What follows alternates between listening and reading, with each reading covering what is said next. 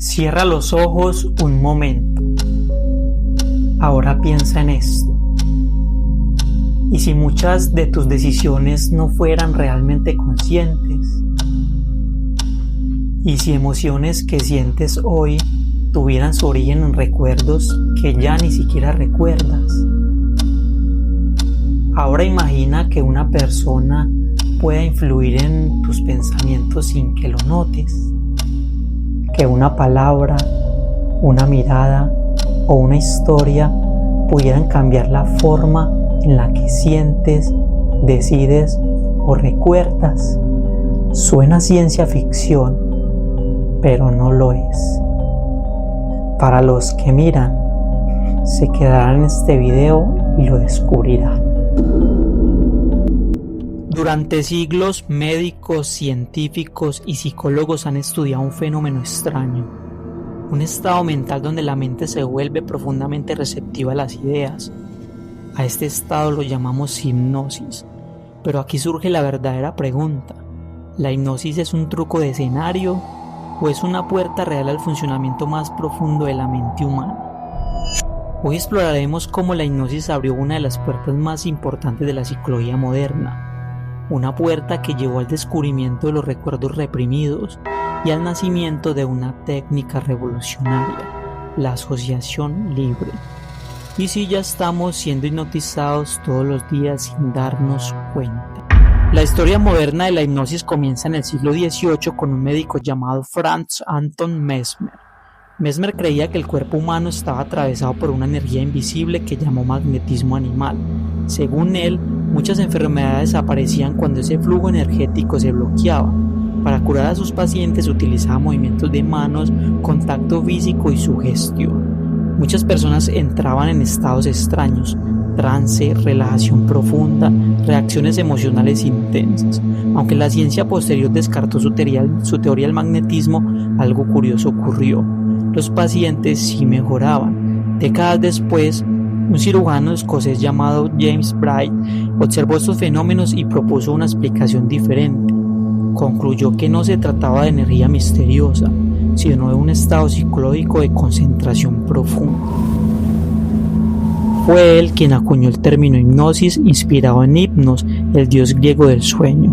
Aunque en realidad la hipnosis no es dormir, es algo mucho más interesante. Pero ¿qué ocurre realmente durante la hipnosis? Cuando una persona entra en este estado no pierde el control de su mente. De hecho, ocurre todo lo contrario. El cerebro entra en atención extremadamente focalizada.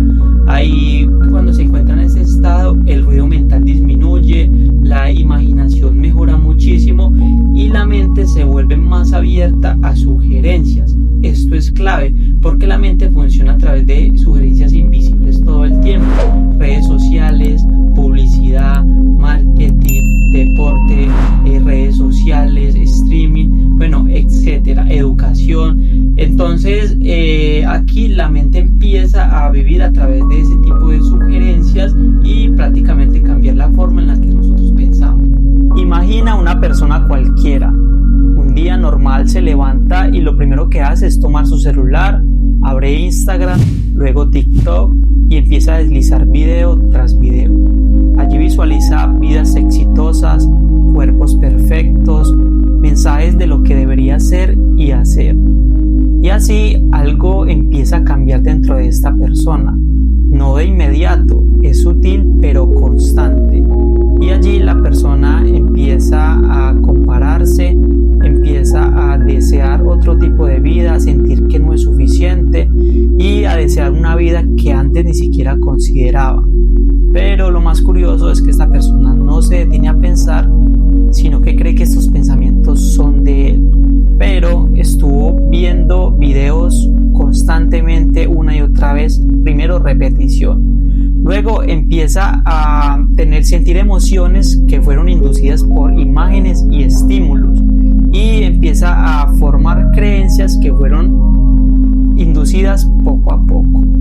Entonces no hay un hipnotizador con un reloj frente a él, tampoco una persona diciéndole duerme, ni siquiera un chasquido, pero hay algo más poderoso. repetición, emoción y atención constante. Los mismos principios de la hipnosis, y aquí la persona empieza a vivir bajo una narrativa que nunca eligió. En el siglo XX apareció una figura que cambiaría completamente la forma de entender este fenómeno: el psiquiatra estadounidense Milton Erickson. Él descubrió algo fascinante: las personas entran en trance todo el tiempo. Cuando te pierdes en una película, cuando conduces kilómetros sin recordar el trayecto, cuando lees un libro y el mundo desaparece. Esos momentos son trances naturales. Erickson comenzó a estudiar historias, a utilizar las metáforas y conversaciones aparentemente normales para inducir hipnosis, sin relojes que se balanceaban, sin órdenes directas, solo lenguaje cuidadosamente diseñado. Y sus resultados fueron extraordinarios en terapia. Personas con fobias, ansiedad, adicciones, dolor crónico comenzaron a experimentar cambios reales. Ahora viene la parte inquietante, porque la hipnosis no ocurre solo en consultorios terapéuticos, sino que también ocurre todos los días, cuando repetimos ideas constantemente, cuando escuchamos mensajes una y otra vez. Y es que cuando las emociones intensas se mezclan con imágenes poderosas, el cerebro aprende por repetición. Es por esto que muchas narrativas, discursos o campañas publicitarias influyen tanto en cómo las personas perciben el mundo, no porque sean débiles, sino porque así funciona la mente humana. Ahora quiero contarles algo. A finales del siglo XIX, muchos médicos se enfrentaban a un problema desconcertante. Varios pacientes, en especial mujeres, sufrían de parálisis, pérdida de voz, dolores muy intensos, incluso ataques emocionales. Pero los exámenes médicos no mostraban causas físicas. Era más bien como si el cuerpo estuviera reaccionando a algo. Uno de los médicos que estudió este fenómeno fue Charcot. Él utilizó la hipnosis en pacientes con histeria en el hospital de Salpêtrière en París, y allí descubrió algo inquietante, de que muchos de estos síntomas mediante la hipnosis aparecían y desaparecían y a veces podían cambiar completamente. Así que este descubrimiento dio a entender algo radical para la medicina de la época, de que al parecer estos síntomas tenían orígenes psicológicos. Entre los médicos interesados en estas investigaciones se encontraba Sigmund Freud.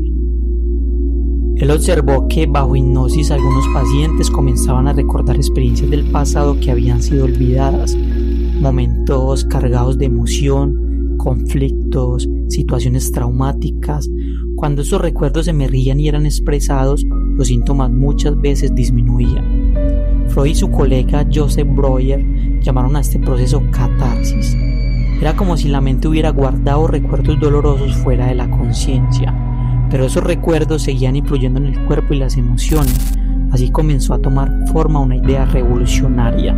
Gran parte de nuestra vida mental ocurre fuera de nuestra conciencia. Y es que para Freud la mente no funciona solamente en un nivel.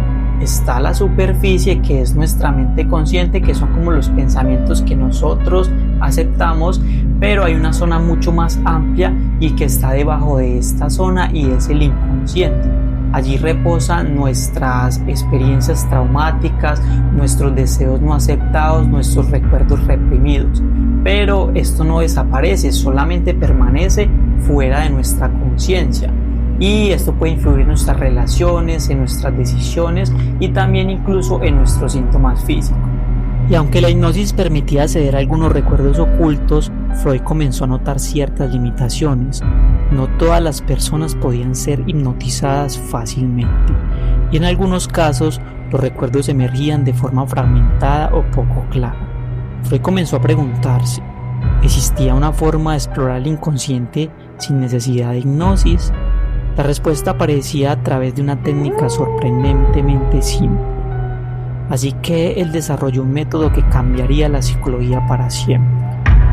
Lo llamó asociación libre. El procedimiento era sencillo. El paciente se recostaba y decía todo lo que pasaba por su mente, sin censura, sin filtro, sin intentar que tuviera sentido. Pensamientos aparentemente aleatorios, recuerdos, imágenes, fragmentos de sueños. La idea era que al relajar el control consciente, el inconsciente comenzaría a manifestarse indirectamente a través de lapsus, asociaciones inesperadas, recuerdos olvidados, emociones repentinas. La mente comenzaba a revelar patrones ocultos. Una de las conclusiones más impactantes del psicoanálisis fue esta: no recordamos todo lo que vivimos, pero muchas de esas experiencias siguen viviendo dentro de nosotros. Un comentario en la infancia, una pérdida, una humillación, un momento de miedo. A veces estos recuerdos quedan fuera de la conciencia porque la mente intenta protegerse. Pero lo que no se recuerda no necesariamente desaparece. Puede reaparecer en formas inesperadas: ansiedad, miedos, patrones repetidos en relaciones, decisiones que desaparecen irracionales. Es como si la mente estuviera intentando resolver algo que quedó inconcluso. Y ya para terminar, quiero que los que miran se queden con esto. Quizás nuestra mente sea como una casa antigua, donde hay varias habitaciones donde personas entran, salen, y hay habitaciones que se quedan cerradas por mucho tiempo. Lo que es la hipnosis, el psicoanálisis y la asociación libre trataron de abrir estas puertas, no para controlar la mente humana, sino para entenderla. Así que quizás de pronto lo malo no sea nosotros mantener estas puertas cerradas, sino también dejar entrar más cosas, más influencia que se da a través de ¿qué? De la sociedad, de las redes sociales, de la política, de la religión, bueno, de muchas instancias que lo que hacen es que la persona viva sugestionada siempre y empiecen a tener el control de nuestra mente. Porque aquí el problema no está de pronto tener esos rincones oscuros, esos recuerdos que guardamos, que reprimimos, esos traumas que tenemos, que de alguna manera u otra hay que hacerlo consciente para tener esa libertad. Lo hemos hablado en otros videos, que hasta que no hagas consciente tu inconsciente, gobernará tu vida y tú lo llamarás destino. Esto nos lo decía Carl Jung y es totalmente cierto y totalmente válido esta postura, pero sabemos que todos los días estamos dejando entrar más cosas, más información, estamos dejándonos perturbar por vidas de otros, por hacer comparaciones todo el tiempo. Así que lo más importante aquí es elegir y saber cuál es la información que entra todos los días hacia nosotros, que vemos todos los días, todos esos estímulos que están constantemente tratando de influenciarnos como forma de publicidad, discursos, narrativas que a diario escuchamos. Entonces lo más importante de aquí es elegir cuál es esa información que entra en nosotros y que dejamos depositar allí en nuestra casa, en cada una de nuestras habitaciones, porque lo más importante es poder elegir conscientemente.